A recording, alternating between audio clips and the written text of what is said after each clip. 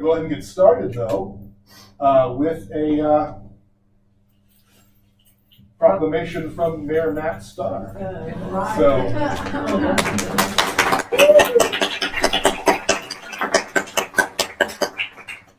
do I need the microphone or are we out?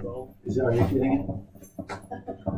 He's got it. Okay, well, we've done a lot of these proclamations. Oh my gosh, we've done so many. I think you did quite a few with that guy too. I did. Mayor Mavis, the predecessor here. And one of the things that I think about this now, the experiences that I've had as a filmmaker in this room. We worked on the Legacy video series in 2003 or somewhere in that area, getting ready for the 2005 bicentennial, and the training was here. And so that's how we learned how to do oral histories and prepare for that particular project. We've done several different book discussions and community projects and topics. And so you don't fully appreciate the value that a public library provides unless you don't have it. And so this is an enormous responsibility to keep this public library going. Because in public service, he's in public service, but he's still smiling. But in public service, so much of what we do happens behind the scenes. It's not proclamations, it's not ribbon cuttings, it's the meetings that happen to keep the funding coming in. It's those late night phone calls. It's trying to decide on what to do with the endowment money, what programs to put it in, what projects to do, how to expand those services. And so much of what John has done over his 50 years has been behind the scenes. It's been what I like to call quiet work of public service. And those of you who have been in public service understand what that means. And so I got to thinking more philosophically about this. When we look at the type of work that we do, and those of us who get involved in this, the work is not ours. The work is not ours. The work does not belong to us. We belong to the work only for a short while. And then it's somebody else's turn to take that over. And our job is to steward that, is to make that place better than when we got it. It's how we continue to make those things happen. And so, John, congratulations on building something that is truly worth inheriting for the next generation. So thank you very much. And it's my pleasure to provide this proclamation for you. Whereas John K. Chidester has faithfully served the mission of the Library Sciences in Mount Vernon and Knox County since taking on the position of Director of Public Library in Mount Vernon and Knox County on February 16th, 1976. And whereas John has, it really sinks in when you put it that way. He's not smiling now. And whereas John has been consistently responsible with taxpayers' money, professional in working with the library's Board of Trustees, and innovative in adopting cutting-edge technologies to better serve the community, effective in making the case for the passage of tax levies to benefit the library, and instrumental in obtaining property and completing additional parking for the facility on Sugar Street. And whereas John has, throughout his long career, partnered with community educational resources on the local, state, and federal levels, including Mount Vernon Nazarene University, Kenyon College, Central Ohio Technical College, the Knox County Career Center, State Library of Ohio, the NASA John H. Glenn Research Center. And whereas John's many skills and his personality have earned him the recognition and admiration of his peers on the library board, as well as the various organizations he has been affiliated with during his half-century at the library, including, we're really rubbing it in, aren't we? Including the Mount Vernon Kiwanis Club, the First Congregational United Church of Christ, and it instilled an excellent spirit of cooperation and teamwork. Now, therefore, I, Matthew T. Starr, Mayor of the City of Mount Vernon, Ohio, proclaim Wednesday, February 18th, 2026 is John K. Chidester Day in the City of Mount Vernon. All right.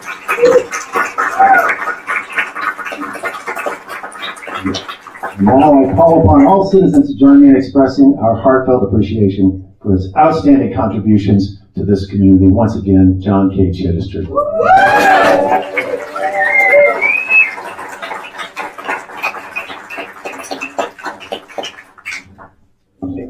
There we go.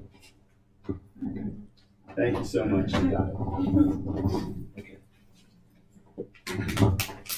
Probably a better introduction I would have. Thank you. All right, well, we'll go ahead and get started. Going into 50, you want to have a seat? We can grab a microphone and Oh, is this you want to project to the masses. Either one, does it matter? I don't think it matters. We'll use one for Q&A later. Oh, okay. All right, well, just to kind of continue the rubbing it in.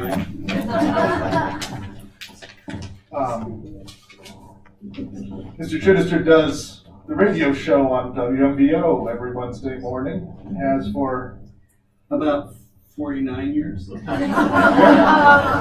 little slow out of the chute. People were just getting used to what radio was. Right. They were waiting for the tubes to warm up. But when you do the radio show, you like to do the New York Times bestsellers, the films. So I looked up what was going on the week you started. The New York Times bestsellers, #1, Curtain by Agatha Christie. So it's her last book. She's still around.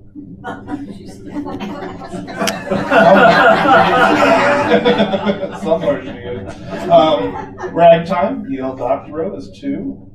The Choir Boys, which I didn't know, Joseph Wamba. The Greek Treasure, Irving Stone. In the Beginning, Chaim Potok. Humboldt's Gift by Saul Bellow. Shogun, James Clavell. The Eagle Has Landed, that's another good one, Jack Higgins. Looking for Mr. Goodbar, and Night Work, and that's soon going to be upended by Doris Day, Her Own Story, which was released the Monday you started.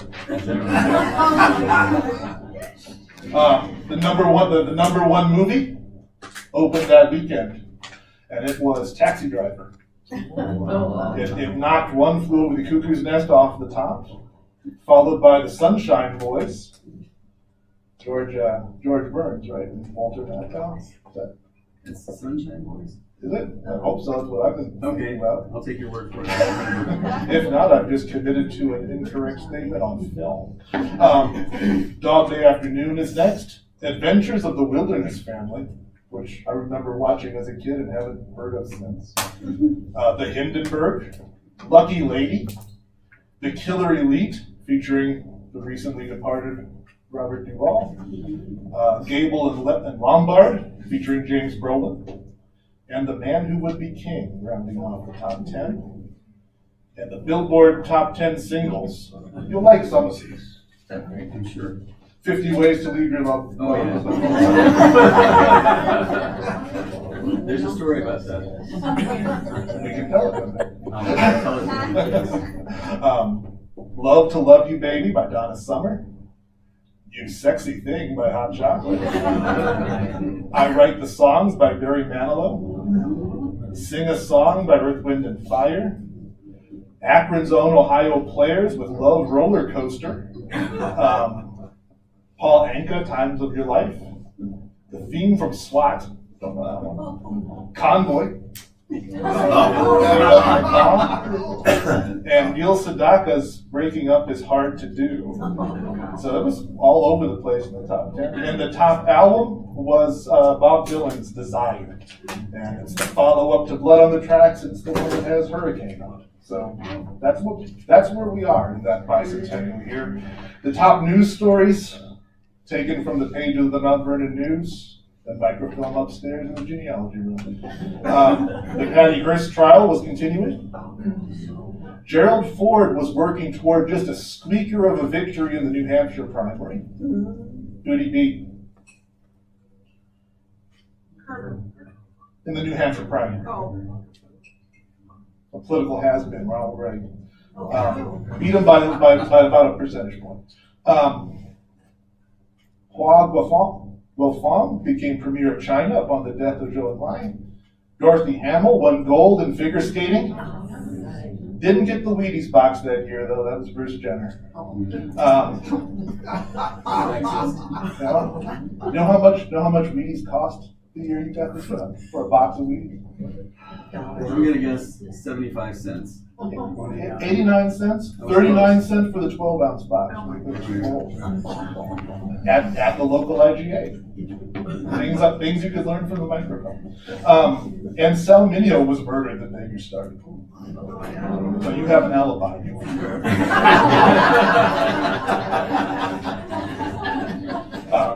So that's the world of February 1976. But we'll go before that and let you introduce yourself. Where are you from?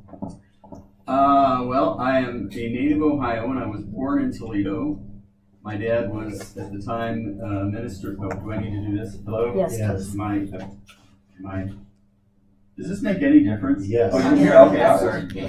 Start over again. I was born in Toledo, Ohio, at the tail end of 1948. My dad was minister of what was then Memorial Evangelical and Reformed Church, later to become United Church of Christ. And when I was 3.5 years, I have a few scraps of memory of Toledo. Don't ask me about them because I can't describe them very well because I was really young. But when I was 3.5, we moved to Cincinnati, where I went to grade school and the first 6 weeks of 7th grade. At that point, we moved to Kenton, Ohio, in Hardin County. It was, yes, Kenton. I think it's still there. It was culture shock for me because I had been used to the cultural environment of Cincinnati, went to the art museum. I used to, on Saturday mornings, they had lectures in geology at the Natural History Museum. That's where I learned a few things. And so leaving for the wilds of our Hardin County was hard on me, but I had some good friends in junior high and high school, and yeah, we had junior high then, not middle school. So they have a middle school in Kenton now, I found out recently. Anyway, I graduated from high school in '66, went to Heidelberg College, which is now Heidelberg University in Tiffin, Ohio. It's not the one in Germany. I spent 4 years there. During that time in 1967, my parents left Kenton. My dad, both of my parents were alumni of Heidelberg. Most of my family were alumni of Heidelberg, going back to possibly just before the beginning of the 20th century. I think my grandfather's cousin, Sophie Schad, taught art, or maybe it was home ec, at Heidelberg. And so our family went way back, and I had uncles that went there and cousins and so forth. And so it was a family school. So I spent 4 tumultuous and really happy years at Heidelberg, capped off by meeting someone who happened to be a bowling champ in high school. Here's her picture. Her name back then was Marilyn Muntz. And this is her doing her thing at, I'm not sure where it was. She and I began to date. She was a freshman when I was a senior. I had told my mother shortly before that I was never going to get married, that women were trouble, and I knew it, and I just was. That's what we call famous last words. And you just couldn't resist a bowler. Bowling was okay. I mean, I wasn't the hugest. I mean, everybody likes bowling, right? It's one of those things that you do. And but so one of our first dates, we went bowling near her home. She was from Moreland Hills, Ohio, which is close to Chagrin Falls.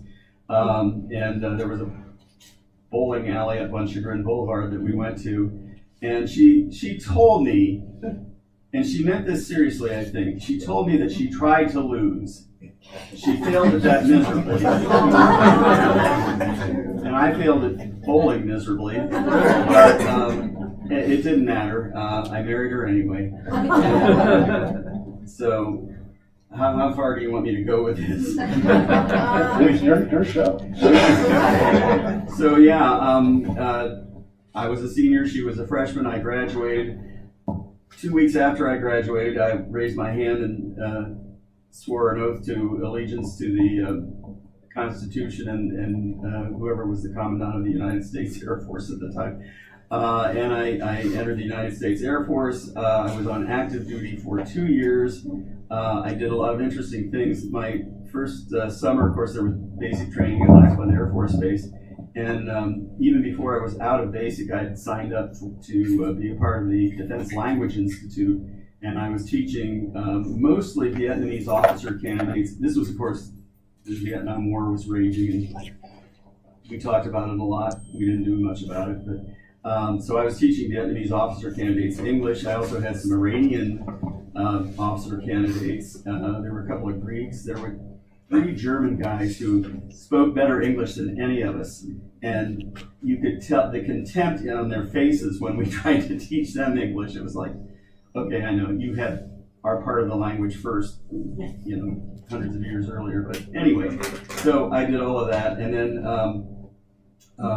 I was going to supposedly I was going to spend a year in Vietnam teaching English, but the war was winding down, and so they were pulling people out of that program, and they gave us a list of things we could cross-train into, and 7 of us in my group of instructors decided we were going to go to weather school. And I ended up in Rantoul, Illinois, at Chanute Air Force Base, which is no longer an Air Force Base. I guess it's kind of a historic. Yeah, they sometimes have concerts there. Kind of, something like that, it's yeah. not a. So, but so I went to Air Force Weather Observer School for half of the. It wasn't exactly 6, but about 3 months, I think it was. And then we had a chance to, if we wanted to, go on to learn.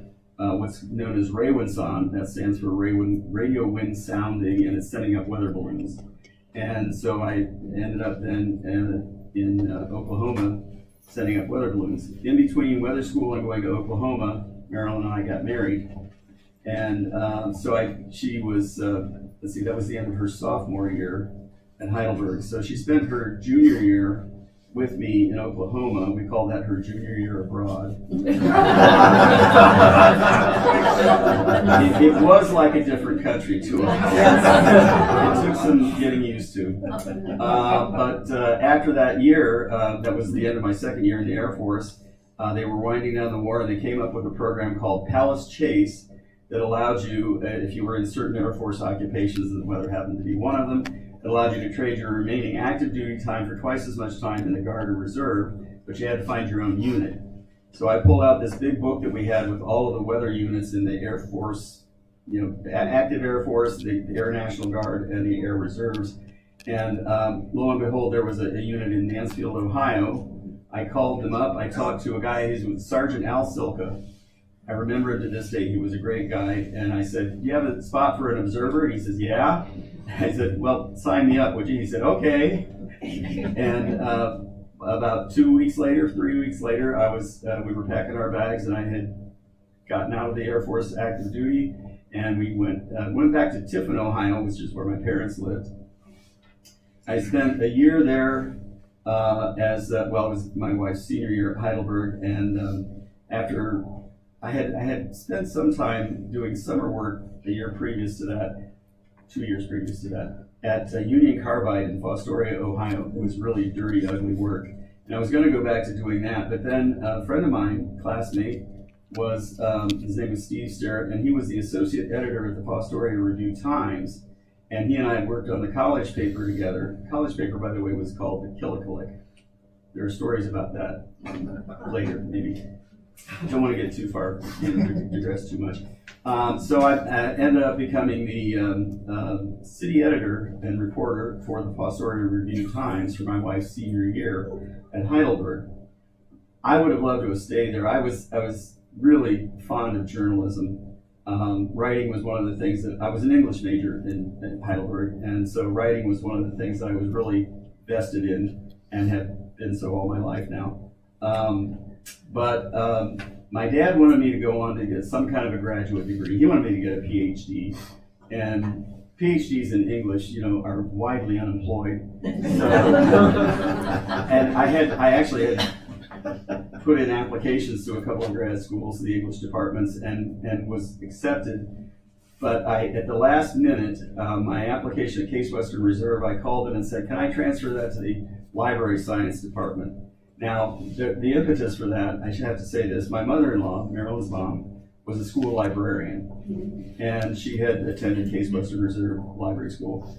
And so there was that influence there, and I thought, I think librarians get jobs probably more often than English professors do. That was just a guess on my part, and she was very supportive of that, so I transferred my application to library school, and the rest, as they say, is history.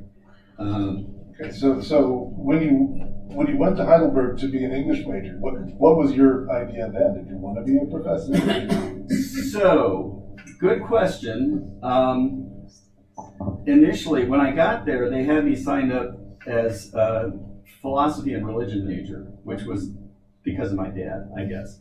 I had not told anybody I wanted to do that. I was interested in philosophy. Everybody's interested in philosophy, right? But I wasn't going to major in it, and definitely not in religion, because my dad did it better than I did, and I didn't want to be shamed for the rest of my life. So there was that. And for my first year, I didn't know exactly what I was going to do, but my freshman English teacher, he was an instructor. I don't think he was even as high as associate professor, but he was the coolest dude ever. His name was Rexford W. Brown, and he just captivated me, and I thought, that's it, English is my field. So, and I had several very good profs during the time that I was there. Became a major fan of Shakespeare, and I am to this day. A major fan of writing, which I am to this day, and what can I say, it's defined my life. So you started out wanting to read things, write things, and be cool. And There's that, yes. You ended up being a librarian. Exactly. Such things It's a happen. common pattern. It is. It's very interesting. You're not alone. You went to Case Western. Your first library gig was not here, though. Your first library gig is at Marion, right? Actually, my very first library gig was in the School of Library Science Library, because I had a scholarship and it required me to put in, I forget how many hours a week, working free for the School of Library Science Library, which was a lot of fun, actually. So that was my first library gig. And then as I was getting ready to graduate from library school and get my master's in library science, I started looking for jobs, and that's when I got the gig in Marion. It was just one of, I don't know, half a dozen or so that I sent out resumes to, and they were the first to respond. And my first boss, her name was Janet Berg. She was what you would call a traditional, I have a hard time speaking these words, but it's pretty true. Little old lady in tennis shoes, although she did wear tennis shoes. And she didn't have a bun. Now, my predecessor here did have a bun, just in case anybody was wondering about that. But so Janet Berg was my first boss at the Marion Public Library, and that's where I was adult services librarian. I did reference. I managed 3 branches, small branch libraries, and did programs, did all kinds of stuff, and that was my start. And how long were you there? Just under 2 years. Okay, so you got your feet wet, and then you came to Mount Vernon. Have you been here before your interview? Not really, no. Now, I had a little bit of a sort of connection with Knox County in that my brother-in-law went to Kenyon and graduated from Kenyon. He graduated in 1965, which is also the year my older sister, whom he married, graduated from Heidelberg. So, as a matter of fact, here's a story for you. I found this out belatedly. After I told my family I had applied for several different library jobs as director of the library. One of them was Mount Gilead, Galleon, I'm sorry. And they actually called me after I was tapped for this job, and I said, sorry, you're too late. But there was a guy who worked at Kenyon. His name was John Cushion, and he was a good friend of my brother-in-law's. My brother-in-law called him and said, hey, my brother-in-law's applying for the job of library director in Mount Vernon. Do you know anything about that? And he said, well, actually, the president of their library board is a friend of mine. I'll give him a call for you if you'd like. I gather that he did. I don't know for sure. But I do take note of the fact that the library board at the time that I was hired, and I love every last one of them, they have not all passed away, but I think most of them have. Shall I name them for you? So Tom Strom was president of the library board. He worked for Ludlow Flexible Packaging, one of the finest gentlemen I've ever known in my life. I still revere his memory. Bob Lance was senior vice president cashier at First Knox National Bank. He was vice president of the library board. Winnie Walls was the wife of Dr. Donald Walls. She was secretary of the board. Imogene Montgomery was a retired teacher of French at Mount Vernon High School. She was a member at large of the board. Rick Day was Day Jewelers. He was on the board. Jane Arnholt, whose husband worked at Ludlow Flexible Packaging, I believe there. It might have been Cooper's. I can't remember for sure. Anyway, Jane Arnholt was on the board. She was the first one to leave after I got there because her husband was transferred to Texas. So, who have I left out? Oh, Patty Baker, who is now Patty Albaugh, was the youngest member of the board. Did I leave any? How many is that? There should be 7. It sounds like the right number. Yeah. So, want to talk about your interview? What's that? Want to talk about your interview? What was that all about? How did that go? It was very cordial. They had 3 members of the board that served as their selection committee, and that was Tom Strom, Bob Lance, and Imogene Montgomery. And I had a great conversation with them. I liked them immediately. Apparently, they must have liked me too, because that interview was in early December. And before that month was over, Tom Strom had called me on the phone and said, "We'd like you to come." Oh, so it happened quick. It happened quickly. And your predecessor here, fun or not, was Edwina Fitzgerald. Yep, she's been here for 25 years. Did you get to know her at all, or? Actually, not that well. I mean, she was the first person I met when I first came to investigate the job, brought my resume and talked to her, and I have to say she was a little disdainful of me. And she said, there are other applicants for this that are much more qualified than you. And I said, okay, well, I'm still going to apply. Thank you. And she said, I suppose you could have a chance. I actually, here's the story, okay? So first off, I was fairly happy at Marion, except for one thing, I wasn't making enough money. And I had a family to support now because my son Brian was born while we were in Marion, and of course Marilyn and I were married before that, obviously. But I started looking around for jobs, and Case Western had a placement service, and they told me about this opening, so I thought, well, why not? But I felt guilty about leaving Marion after less than 2 years. And so as I was driving from Marion to Mount Vernon, to make my first contact with them, actually, on the radio a lot was 50 Ways to Leave Your Lover. It just struck me, yes, exactly. And it sort of defined my mood as I was doing this, and I didn't know if it was going to work out, and it was just kind of, everything was sort of up in the air. But when I drove into Mount Vernon, the first thing I did was drive around the square, and I was taken with the Civil War monument. I thought it was cool. And just the ambience of Mount Vernon just kind of called to me. And I thought, I don't know if I'm going to get this job or not, but I'm going to try, and I hope I do. And I did. So the small towns that you lived in before had convinced you small towns might be an okay place to be? That was my whole mindset, was I wanted to be in a small town. I mean, I liked Cincinnati, I liked Cleveland, I liked Columbus, I liked Toledo, Dayton. Didn't care too much for Youngstown or Akron, but you can't have everything.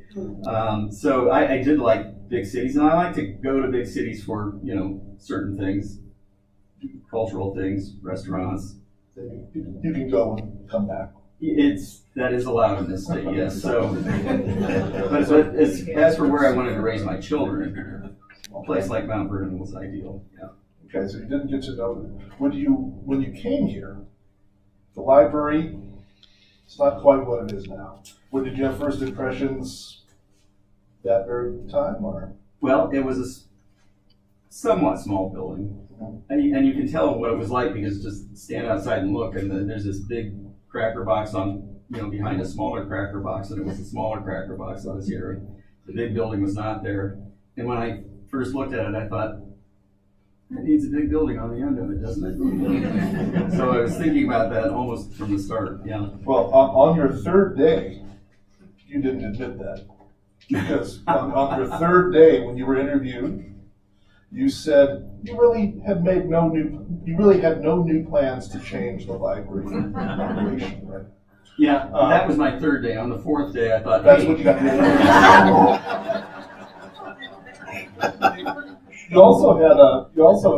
You led off. The reporter and there's a neat picture of him. You led off with kind of a quote that I assume you'll still kind of stick with. We'll see. Your quote was, "A public library is a place to encourage the people to keep alive and growing the idea that turns me on the most. I believe very strongly in the ideas that this nation was founded on, freedom and independence, and I don't believe freedom can be maintained if people don't think. And I don't believe they can think if they don't read. Some people may differ with me about all that, but I believe it very firmly, and a public library is where you can keep that going." So I that's stand by my statement. so day 3, 50 years later, you're sticking with it. Yep. Okay, seems admirable. You had a path, a plan. And then you became part of the community in a pretty meaningful way fairly quickly, yeah? I think, I don't think it's too highfalutin of me to say I blended in, I think. I made a lot of friends. Within a few weeks, we were attending what is still our church today, First Congregation, 2 blocks to the east. It's interesting, they can't do this nowadays, but when the selection committee was interviewing me, they asked me what church I went to. And I said, United Church of Christ. And they said, I think there might be one of those around here somewhere. And yes, it was 2 blocks east of us. But they were used to calling it the Congregational Church because that was half of the merger that created the UCC. So. And you came back like the Kiwanis. Kiwanis, that took about I want to say about a year. Or it might have been sooner than that. Yeah, but I got into Kiwanis pretty soon after that. You started showing up in articles about the Kiwanis very quickly. I didn't know when you actually got invited to them. But the library was what it was at that point. It's smaller. Your predecessor, I think, been part of it when it moved from its old location. That. Right. And then you saw this opportunity or potential for expansion, and when did that really start happening as a project? So as a project, I think I started talking to the board about it in the early to semi-early 80s. So around somewhere between, not as early as 1980, but maybe around 82, 83, started to mention it. And then we started thinking about it seriously around 1985. And we had a couple of attempts to pass both an operating levy and a bond issue. They both failed the first 2 times. I think that we tried this 3rd time the operating levy passed, but not the bond issue. And that gave us more operating capital, which we could use not to campaign with, but to do extra PR work. And so the idea of a bond issue to build an addition to the library started to get a little more public exposure, and people became more accepting of it. And so in I think it was actually in 1986, the bond issue passed. And then it took us a year to get an architect and get plans up and so on and so forth. And we actually broke ground in 1988, February of 1988. Matter of fact, February 16th of 1988, which was the 12th anniversary. Coincidentally, yes, which was the centennial of the library's opening, grand opening. So February 16th, 1888, the library opened for the public. That was a block east of here. So that's when we broke ground for the new library addition. That was also 12 years, the 12th anniversary of my first day on the job here. So that's about right. And so you're going to end up doubling the size of the library. We're also planning on increasing programs of what the library did. Everything, yeah. I mean, that was that was one of my emphases when I first walked through the door. As a matter of fact, part of my conversation with Miss Fitzgerald when I was just, first applying, she asked me what kinds of things I would do, and I said, well, I'm doing film programs at the Marion Library, and I think I'd like to do that here. And she said, no one would have any interest in this. And it turned out some people did have an interest in it, so we became part of a film co-op, and I was showing 16 millimeter films in the basement.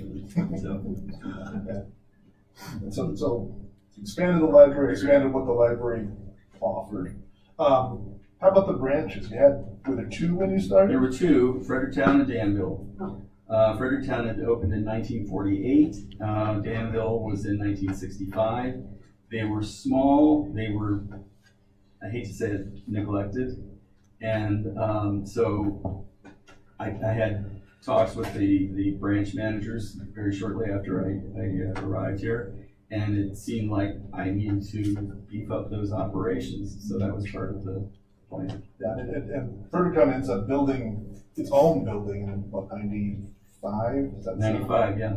So they become a more substantial operation. Absolutely. How about Gambier? So in the early 80s, a biology prof at Kenyon named Frank Yao, who was also on the Gambier Village Council, came to see me and he said, we'd like a branch library in Gambier. And I said, well, I understand. Unfortunately, we don't have money for that, and there are some standards, criteria that in the library profession, branch libraries for a main library should be based on population, location, a bunch of different criteria. And Gambier didn't really quite meet those criteria, but he was very persistent. I loved him. He was a great guy. Don't think he's still alive. He moved after he retired. He moved to the New England area, I think, and I lost touch with him. But he came back repeatedly and with different offers. And so the Gambier Village Council had lots of money to spend back then. And they said, we'll dedicate a room to this, we'll give you furnishings, we'll pay for some books, and so on and so forth. And we've got, back then there was a federal employment program that they had people working in. We'll take somebody out of that to be the branch manager there and so forth. And it was like, they made me an offer I couldn't refuse. Okay, fine, we'll do it. And they, for the first couple of years, they operated as a kind of a rogue operation where we gave them professional advice, and we helped them select materials and select their furnishings and so forth, but officially they were not a branch. And the state library took a dim view of that, actually. They said either you have them as a branch or they don't do anything. They're not officially a library at all. And so for the first couple of years, they were not officially a library, but they operated as one. And then it was finally a matter of, well, this is inevitable, so we're going to do it. So they officially became a branch, and we took over a lot of stuff. Paid for stuff, staff, and so forth. And they were always in that municipal building? They've been in that same location, for the whole time. And Danville had been in like an old bank or something. Originally, yeah. Lisa can tell me what the name of the bank was. It was on the corner. Commercial and Savings Bank. Yeah, that's right. It was the old bank building, and they did story times in the old vault. The door was not on it still. I have to say, I went into it just once, and I have a little bit of claustrophobia. And that vault, it was still the inside of the vault. The door wasn't there, but I was afraid that someone would put one there while I was not looking. So I didn't want to stay in it too long. But as far as the acoustic qualities, it was like walking into a sound booth. So for little kids at story time, that made sense, I guess. But it wasn't long after that they moved into quarters in the municipal building. Yeah. And how long was it before you started doing your newspaper column? Probably about 3 weeks, maybe. So it's just getting people writer from writing. There's that, and the people from the newspaper, they came to interview me, and they found out that I'd actually worked on a newspaper, and they thought, well, hey, you must know the business, and I did. So they said, why don't you write some columns, and I did. And at first they weren't book reviews, they were just about library stuff. But I quickly ran out of subjects for just random essay type articles.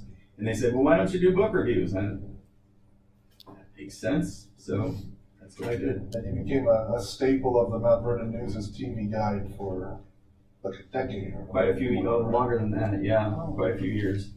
And then it was, I'm trying to remember the name of the editor who decided, we don't need that anymore, just said thanks, but no thanks. So it ended quietly. You had a blog for a while. I wasn't able to find it when I went fishing. I guess it's. Yeah, that didn't last very long. So found a picture of you from the blog. Is that right? Blog, yeah. You have a hat. Oh yeah, that was taken at the radio station actually. And you did the radio right from the get-go? Not quite from the get-go. It was actually National Library Week 1977, so about a year after I got here. Charlie Kilkenny called me and said, I understand National Library Week's coming out. Why don't you come out and we will do an interview during National Library Week? So I said, okay, fine, I'll do that. And it just happened that we had come across some very old, brittle pages of the Mount Vernon News from about 1904 or 5 with a map of the site of the murder of Miranda Bricker, who was a maid in the house of the Fairchild family of the mansion called Maplehurst. And I just happened to mention that to Charlie Kilkenny on the air during National Library Week, and he said, oh, would you bring us some more about that and tell us about that next week? And I said, sure, I'll do that. And I did. And that was, after that, I said, well, how about next week? And, okay, this is going to be a permanent thing. And it was. And still is. Still is? Mm-hmm. Yeah, you've been through you've outlasted a number of hosts. So. Charlie Kilkenny, Ron Stotts, Dave Bevington, Martha Finan, let me think a minute. Incidentally, I have to say, Helen Zelkowitz is one of my favorite people back in those days, too. I just loved her, and we hit it off. And so she had this program called Coffee Cup, and I was on that several times, too. So that was always fun. Anyway, yeah, who else then? Adam. Oh, Adam. Yeah, where's Adam? Sorry, didn't mean to leave you out there. And, how long did we do it, Adam? It was at least 6 years, right? It was somewhere between 6 and 7 years. Yeah, right. Those were fun years. And Stacy Stroh, who became Stacy McKay on Sunny 95 in Columbus. Allison Miller, who is Allison's Step Hoffman in real life. She was there for a number of years. Who am I leaving out? Larry Gilliland. Marty? Oh, Marty Tracy, right. I love Marty. And the current guys, Tyler. Well, Tyler Mathias, we did it for, Lordy, quite a few years, but Tyler's no longer there as of just very recently. Right. And so now it's Gary Cooper, Okay, so. who I don't think is aware of his famous namesake. Are you going to correct that fact? I want to tell him at high noon. Since you're usually out of there by 11. It's hard to do that. He smells his Cooper different. You started mentioning some people, Helen Zelkowitz, obviously. Any other big name, just community people that stand out in your career? Well, so the mayor, when I first came, was a guy named Claude Schlosser. He and I had an okay relationship. And I don't remember much about it. But when Dick Mavis became mayor of Mount Vernon, of course, I had known Dick as a county commissioner before then.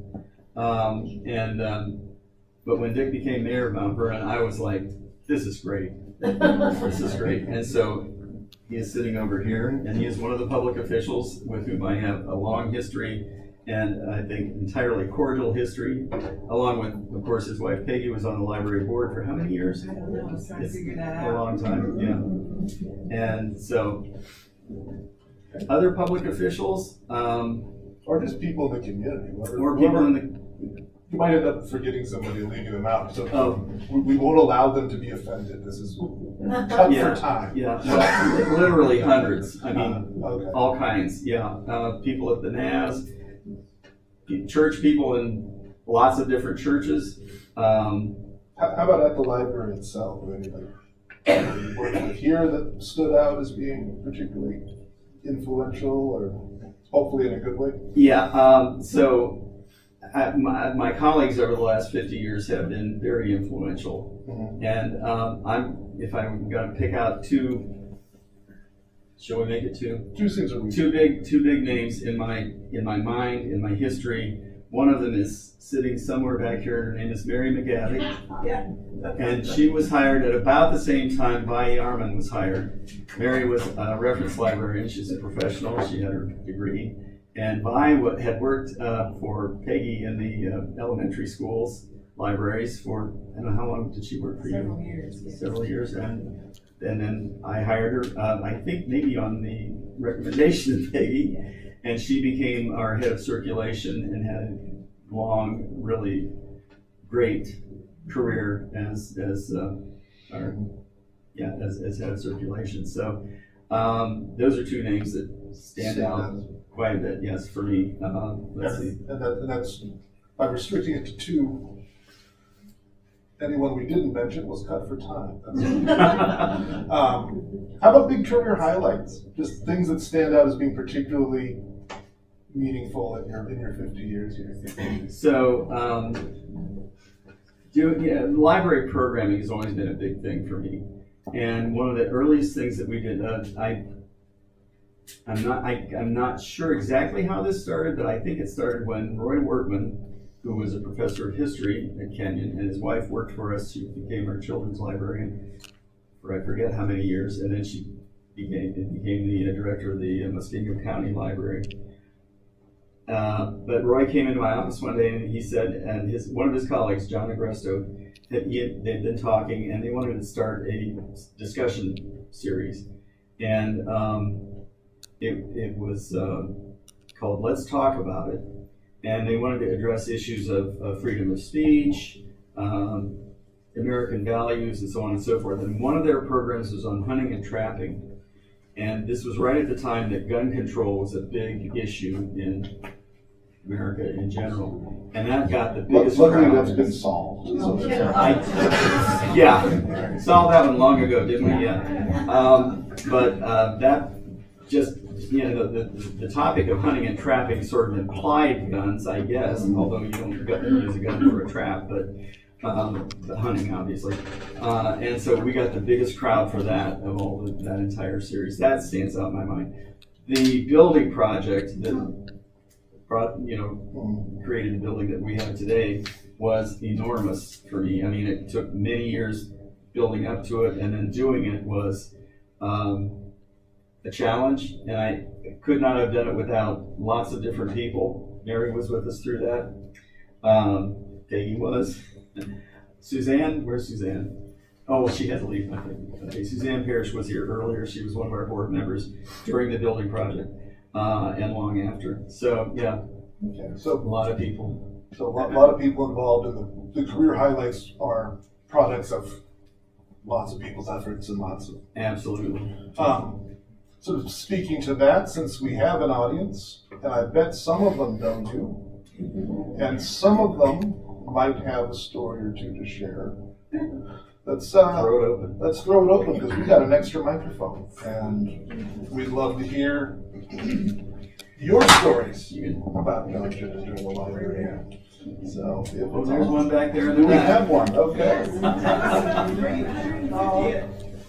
In the parking lot. Oh, In the yes. summer. Actually, that was the Quasqui Centennial. Yes. Yes, 125 years. 2013 was the 125th anniversary of the library, and we did a major get to do, right? In our side parking lot here, but also in the parking lot of the Living Center. And we had, gosh, what all did we have? I mean, just lots of stuff going on. There was a penny farthing, is that what it was called? That bicycle with the enormous front wheel, right, and the small back wheel that somebody was riding in, what was the movie? One of the movies about long ago. And we had, I don't remember what all, we had lots of refreshments, hot dogs, and Ice just cream. people celebrating. And we had the footprint of the original library marked out in chalk in the corner. The that would be the southeast corner of the Living Center parking lot. And the astounding thing about it was how small it was. We had pictures of it. It had been a Presbyterian church before it became the library. And these pictures of it make it look a lot bigger than apparently it was, because that footprint looked positively tiny. But that was the location. The building itself was long gone. I've never seen with a person for scale or anything. Other stories to share? You got one? I'm not sure I'll need that. Yeah, of all the people here, you go. John, you had the best show prep of any radio show guest I had on during that time. And he always provided 2 copies. He had his copy and then you got yours. So it was easy to be a facilitator with John as the guest on the program. But I recall we talked a lot about budget cuts at the library when things were tightening up in the mid-2000s. And we made a lot of our time in promotion of the big library levy that I'd like to think I was a part of helping get that passed, and we'd have you on and help promote that. So, but yeah, you were one of the finest guests I had in my time at WMDO. Thank you. Do you want to say something about the big library levy project? That was in 2009, and yeah, basically it was we needed it. It was just a matter of if we're going to continue expanding services and so forth, we needed more money. And so we put together a plan, we put together a committee, and it passed. What can I say? That's the best way to do it. So I'm just curious about a couple things. Was the state giving you support? I mean, how did the library connections come about? So yeah, when I first came here, library support in the state of Ohio came through what was called the intangibles tax.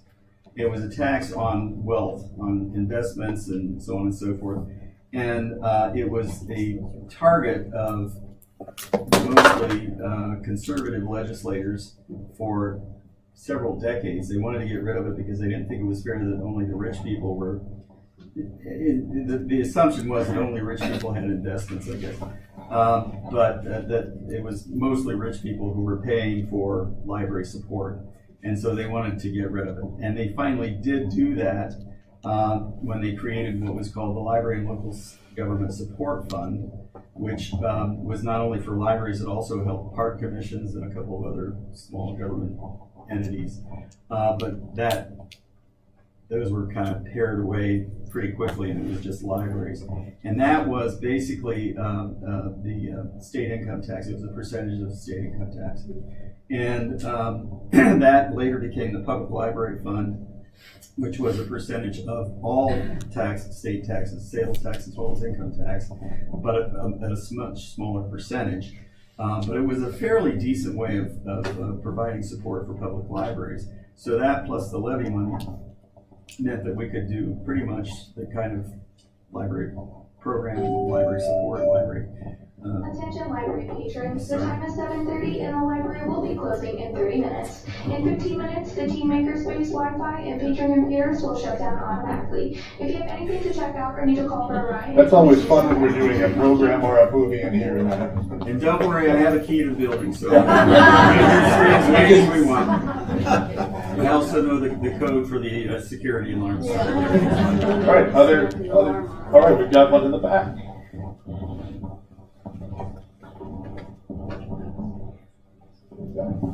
First of all, John, congratulations and thank you for 50 years. A couple of questions about just the changes in this library in particular. In the 50 years, I know when you started, you kind of referenced that it was basically books, magazines, and newspapers. That was pretty much it. And since then, you started the movies, and then there have been cassettes and videos and DVDs and just lots of different services, the historical aspect and reference sections. Can you just talk a little bit about the evolution of this library and libraries in general since you've been in? Sure. So should I do this? Hello. When I first arrived, my predecessor had only recently and very begrudgingly added vinyl records to the library collection.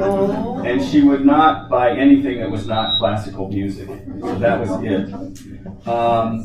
So one of the first things I did to irritate her after she retired was to add cassettes with country music, rock and roll, jazz, popular music, as well as classical, but we wanted it to be broad-based and, to take in everything. And then not long after that, it was video cassettes, VHS video cassettes, even, you remember betas? We had some betas, that didn't last long. Not long after that, CDs came out, DVDs, and so, yeah, that was something that just, it seemed like, why would you not, so. And I was proud of that. I think, and a lot of people were thanking me for it. It's like, oh, at last, sort of thing. So there was that. And then, of course, the internet came along. And my first introduction to the internet was in library school when I happened by a room where somebody was sitting at a desk with what looked like a TV screen. It was black and white and a typewriter keyboard in front of it. And I thought, gee, what's that? I knew what it was, actually, and the fact that they had an internet connection at the Case Western Reserve Library School was pretty cool. And so we were talking about that far back, but it seemed like, well, in small libraries especially, that seemed like a big library thing, big city libraries like Cleveland, Columbus, and Cincinnati. And I figured, well, it's going to be a while before that gets to public libraries. It didn't really take that long, and we were doing it here before some of the other libraries, even bigger libraries than we are, got into it. So that obviously changed everything. It certainly changed reference services, information services, and of course it introduced a new dimension of being careful of the quality of what you get, because before that, reference materials were all books basically, and we carefully controlled what we got and made sure that it was reputable and reliable and so forth. The internet is still a frontier, a Wild West, anything goes kind of thing. And so making sure that we manage that appropriately for public services that's one of our jobs now. So.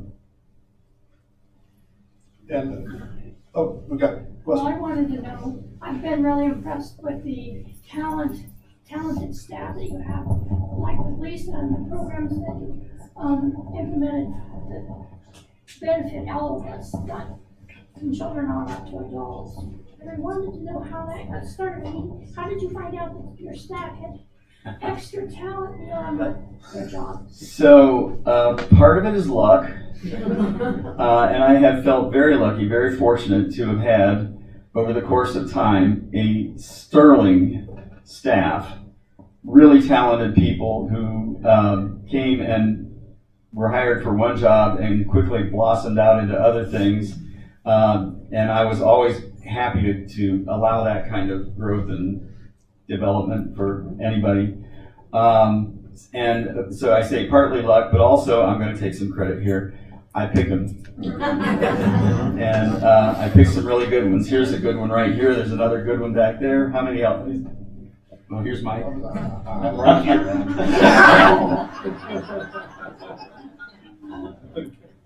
So yeah, and I have felt blessed to have had a really top-notch staff from day one. Well, did they come about in a boardroom setting, or did you just have to talk to them and they? So most of the time, sometimes they're recommended by somebody, but if we have an opening, we have a number of times put classified ads in the newspaper, and they respond to that. There's word of mouth. If it's a professional position, I would talk to the state library. The state library has a placement service for professional librarians. Case Western Reserve and Kent State. Case Western Reserve no longer has a library school. They shut that down a long time ago. Kent State is the only professional library school in the state now, but they do have a placement service. So always, you're going to let Kent State know if you've got an opening for a high-level job. For the frontline non-professional staff level jobs, we talked, the employment office has people, and there's word of mouth. So yeah, I've never really had a difficult time finding quality people to fill positions. As witness, there's Mary over there. In looking over, for tonight, is looking over a lot of like the older annual reports and such, almost always, it starts out with economic concerns. Mm-hmm. What haven't you done that you would have liked to have done? Tough one. Wish I would have said that to you earlier. Well, we never got a company jet. Parking garage. And there was a Qatari 747 I might have had, but somebody just snapped that up.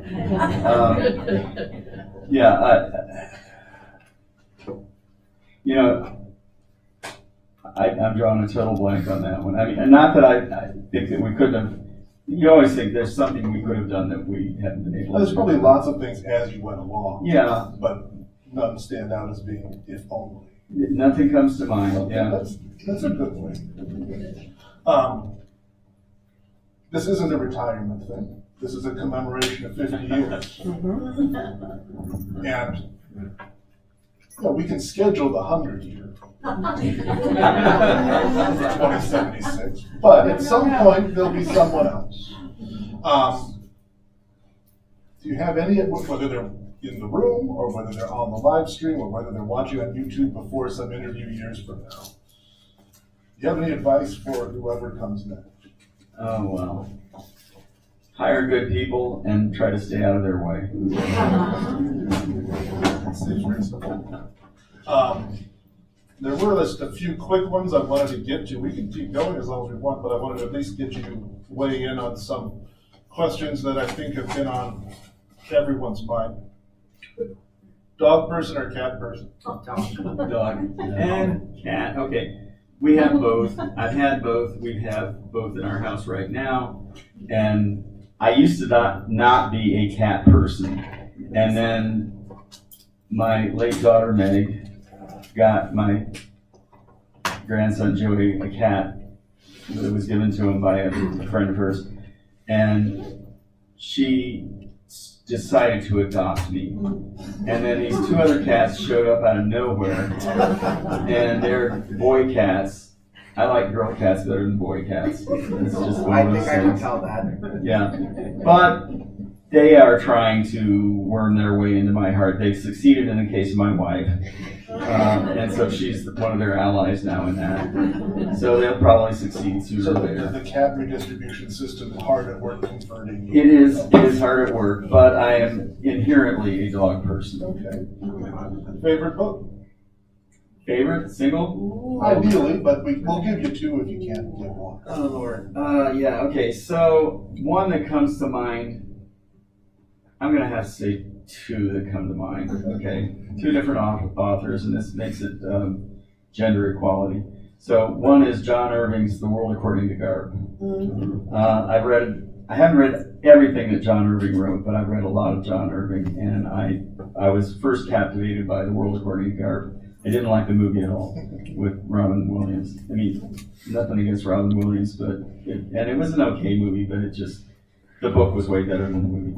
And then They always are. Beg pardon? They always are. They are, Yeah. yes, that's true. But another one of my favorite authors is Margaret Atwood, whom I had the pleasure of meeting in person when she was the first Kenyon Review Lit Fest honoree to come to Gambier. And so I was honored to be part of a dinner that they had for her and got to meet her in person. That was great. And so a number of her books come to mind. Pick one. Oh my gosh. The first one of hers that I read, and it was totally random. I saw it had been purchased by one of my staff for the library collection. I just happened to notice it. I picked it up. The title was Lady Oracle. It was not her first novel. It was one of her earlier novels.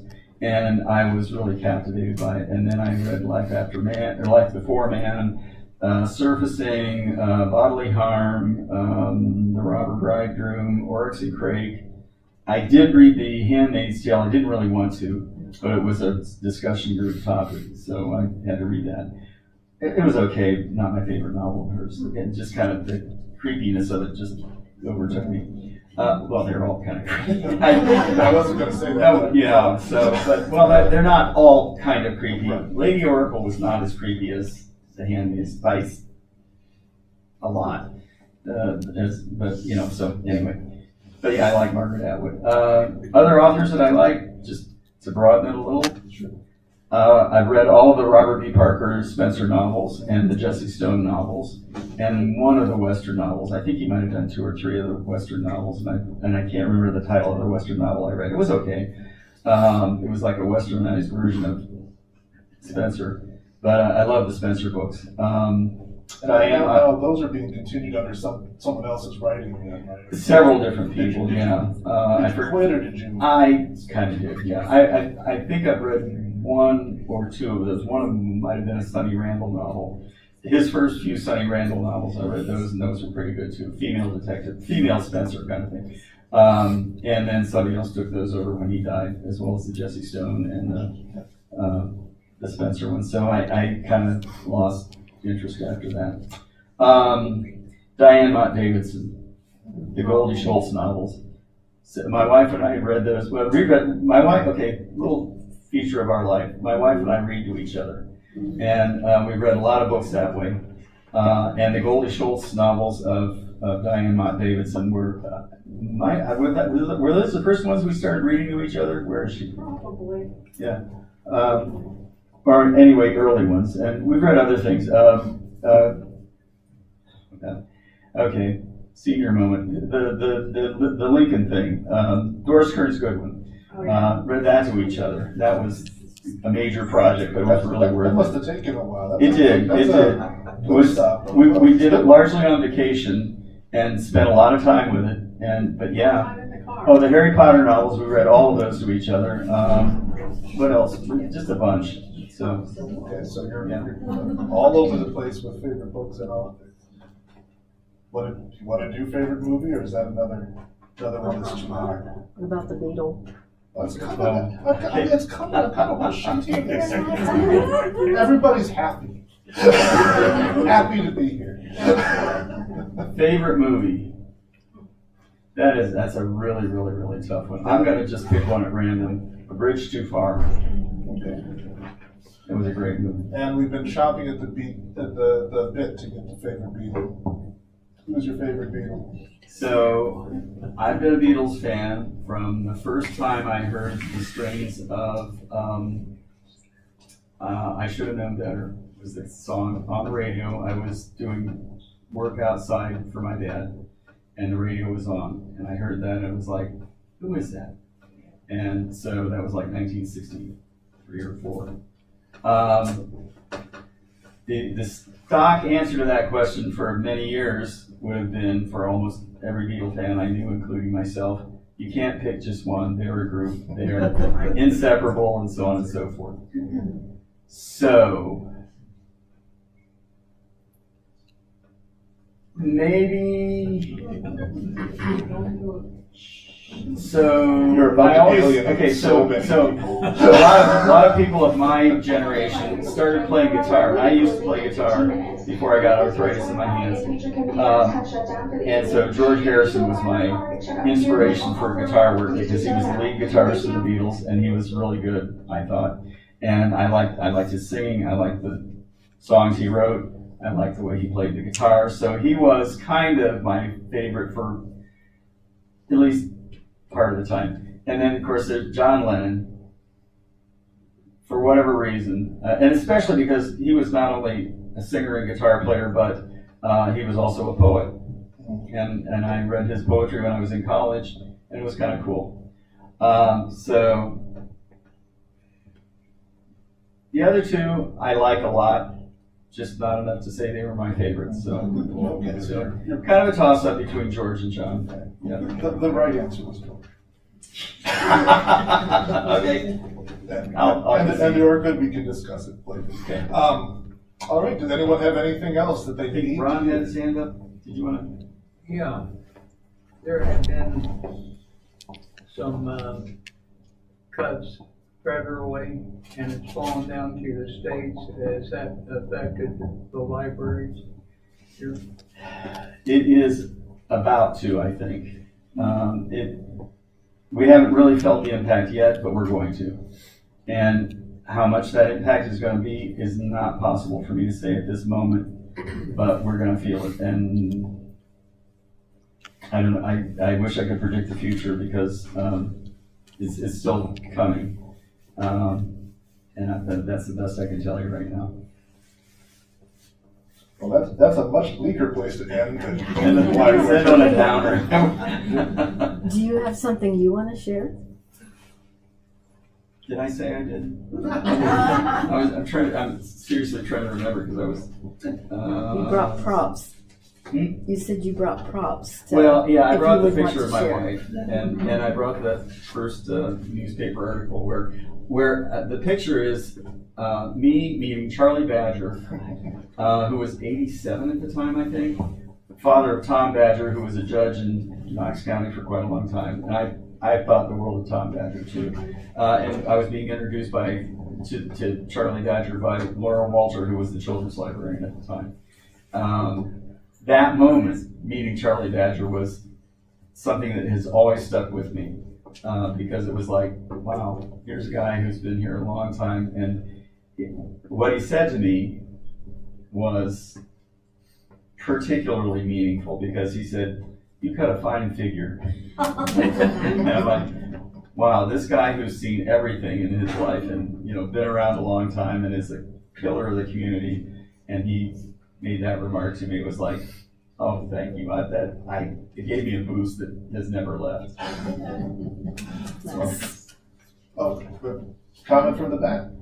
I was thinking maybe a better question, a less depressing question to end on. Out of all of the things that you've done over the 50 years for the library, what is the one thing you're the most proud of? Wow. Probably the building project. It was a major challenge. It was scary because I had so many people tell me, "You're never going to pass the levy, and even if you do, you're never going to build that building. It's going to be impossible." And da, da, da, da. And we did it. So, yeah, I'm proud of that. And as I've already mentioned, I'm proud of the staff I've hired. I think, obviously, the great success of this library system does not come down to one person by any stretch.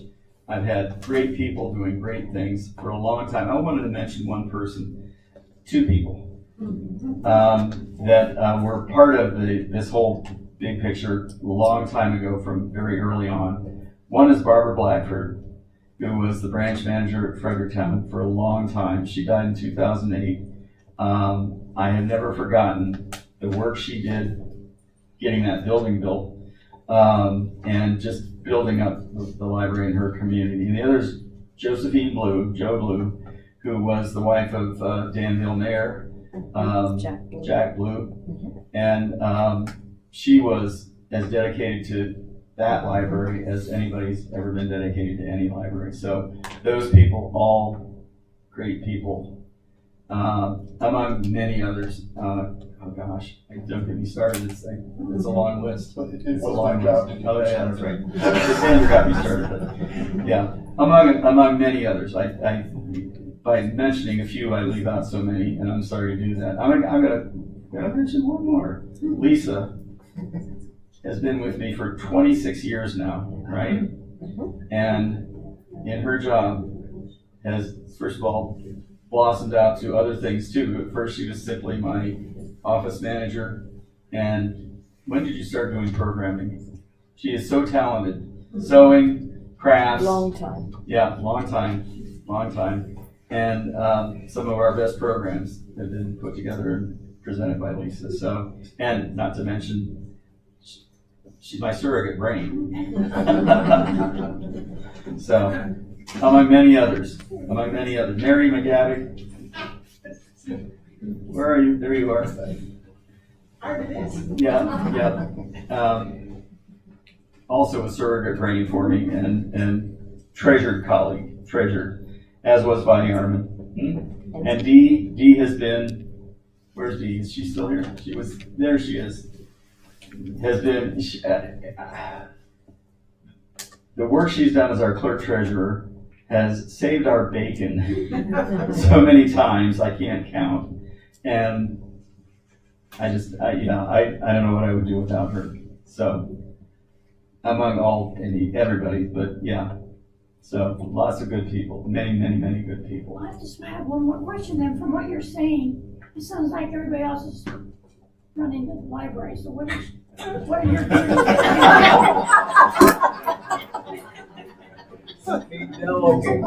My job is to take credit for it all.